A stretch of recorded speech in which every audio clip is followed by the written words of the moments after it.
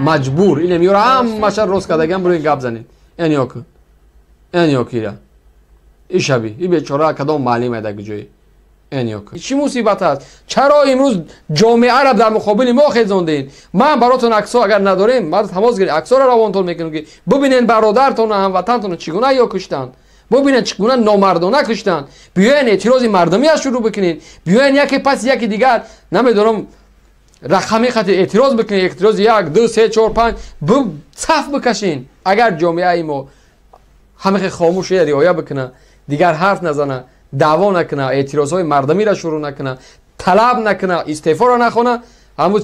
10 یا 100 جوانی به غیرتی که در اون میدان بودن گلچین هر یک چمه برن زندان میکنن بدخشان هم به همین شده رفت و خلاص دیگر یک جوان مرد نمیبرو که گپ زنه حبیب الله شکرگزاری و افتخار از آن میکنم که در فضای صلح و آسایش و تیجی و آرامی این کشور عزیز کار و زندگی میکنم ولی اجلاسیه هشتمی دعوتی ششمی مجلس وکیلان خلقی ولایت کوهستان چرا ما نمیتونیم از اینو دفاع کرده چرا این نیاک تماشا کرده این نیاک این تلی روی چی میگین هشتمی وکیلان خلقی در حیاتش وقتی نداره همین بیچاره برای تلویزیون تماشا در کدام باغ پیبال میکنن این نیاک این نیاک همین صحیفه را بدون یک بار نظر کنین پر از نوار از این همه را راست کردگن همه باید گپ زنن نیاکشون اینا رئیس کدام جماعت هست نمیدونی یکشه نور توشمک وکیل از اعضای انتخاباتی رقم 20 است وکیل مردمی نویه 5 میباشم من در تاریخ روز 26 دکبر مجلس وکیلانی شما پیام رحمانوف گوش نمیکنین به خدا قسم من مطمئن هستم از پیام رحمانوف یک کلمه نمیدونن یا میشینن وکیل مجلسی وکیلانی مردمی درواز و ونجا گوش میکنن شما میدونید که بهرام رحمانوف با کدام برنامه‌های اقتصادی و صنعتی و تجارتی روی کار اومده است میدونین نمیدونن اما گویا که نشسته است وضعیت بدخشان در تلویزیون تماشا کرده است این نیاک این من هیتری و ادریسور ساکن ناحیه 5 طریق آیلای نروان اجلاسیه هشتم دعوتی ششم این همین دختر اگر بدونه که همین زیر اعلامیه استقلالیت کی امضا گذاشته است من دو دست همه بردارم میگم گپ ندارم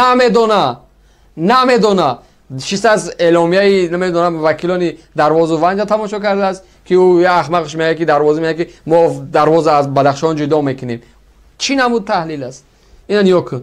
این بوبی ربی این خدا ربی بیچاره اینا مجبور اینم یورا همش روز کردگم برای گپ زنید این نیاکیرا این شبی این بیچاره کدام معلم ایده جوی این نیاک ایش چی میگه نیاکشه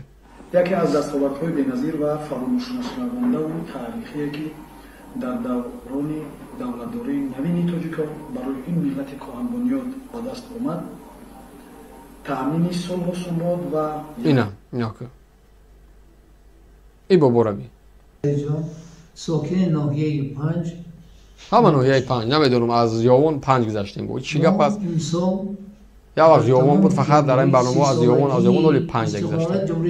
این هر ماه با فکر همین ناحیه ها چون ریتینگ دارن برنامه از یه مدت این مدت این یاک این شبی منتیار این شبی اینه بیچاره‌اش این خدا ربی اینه تاشن رئیس جماعت یک نمیدونم کی باشه من سعدالله خلیفه ساکن ناحیه کمادیان الان پول جمع اگر پلیس بجمع این نمبر است اگر این بابا که وقت نمیومد مسجد برای بیچاره اجازه گوش کرده است تصور کنید اینا چرا اینا تونسته هم پروپاگاندای رحمانوف تونسته است که این همی خیلی جوانو رو این همی پیر و کم پیر و این همی اوش خیلی خولار این یک شکل این همی این همی تصور اینا نواره بینا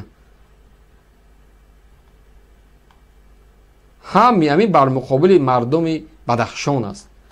این هم از صحیفه چیشه براتون نشون میتم این است اینا فیروزی فایز یک بار داخل شین بدروین ببینید که چقدر پروپاگاندا بردن از رحمانوف دفاع کردن مردم بدخشان مردم خاروق گویا گروه تروریستا بود یا گروه نمیدونم بدخواه بود خوب کردن کشتنشون چرا ما نمیتونیم چرا ده ها صدها نوارها در شبکه‌های اجتماعی نبروم بیاین پیش بکشین شرط ما فقط با گپ زنین. چرا شما هم حق دارین؟ چرا از مردم بدخشان برادرای بدخشان شروع بکنین، نوارا بکنین، اعتراض بکنین؟ در اروپا کسایی هستین، در امریکا هستین، شما پیش بکشین، شروع بکنین که این چی گپ است؟ این چی مصیبت است؟ چرا امروز جامعه عرب در مقابل ما خیزوندین؟ من براتون عکس‌ها اگر نداریم، ما تماس گیرید، عکس‌ها رو روانتون میکنم که ببینین برادرتون و هموطنتون چگونه یا کشتن، ببینید چگونه نامردانه کشتن. بیاین اعتراض مردمی از شروع بکنین، بیاین یکی پس یکی دیگر نمیدونم رقمی خط اعتراض بکنین، اعتراض 1 2 3 4 5 صف بکشین. نگذارین که یک منطقه را برویان جواناش خائن بگن، جنایتکار بگن. نه، این عمل ها بسیار پیامک های بد داره. شما را در تاریخ یک مردم خیلی بد نشان دادیدن به این احمقشون. من از ولایت سوق، من از ونج، من از گجاب، از پنج من اجلاسی را تماشا کردم. تو روز سیاه میکنی تماشا کردی. امنیت آمده از راست کرده برو خلا میگه بگو. تو تماشا میکنی؟ چرا ما نمیکنیم همین کارا؟ پس چرا جوانان دیگه همین کارا نمیکنید؟ بیاین بیرون از حزب و حرکت‌های سیاسی. شما هم حق دارین. ایکو استعفا نیست، ایکو کسی را خائن و تروریست گفتن نیست. فکر بیان کن، عکس‌ها در کرایتونه، تماس بگیرین، براتون روان بکنم که چگونه این نفر کشتن. یا نفر کشتگیان. بیاین از این نفر دفاع ما باید بکنیم. بیاین در قضیه این نفر ما نگذاریم به همین خلاص و خاتمه یابکی. اگر جامعه پافشاری نکنه، این حالت باعث باز هم زندان شدن ده ها بهترین جوانای بدخشان میگرده. اینا من گفتم و باز هم میگم و فردا هم باز هم میگم که اگر جامعه ما همه خاموشی رعایت بکنه، دیگر حرف نزنه، دعوا نکنه، اعتراضهای مردمی را شروع نکنه، طلب نکنه، استعفا را نخونه، همون 10 یا 100 جوانی به غیرتی که در اون میدان بودن گلچین هر یک چمه برن زندان میکنن. بدخشان هم به همین شده رفت و خلاص. دیگر یک جوان مرد نمیبرو که گپ زنه.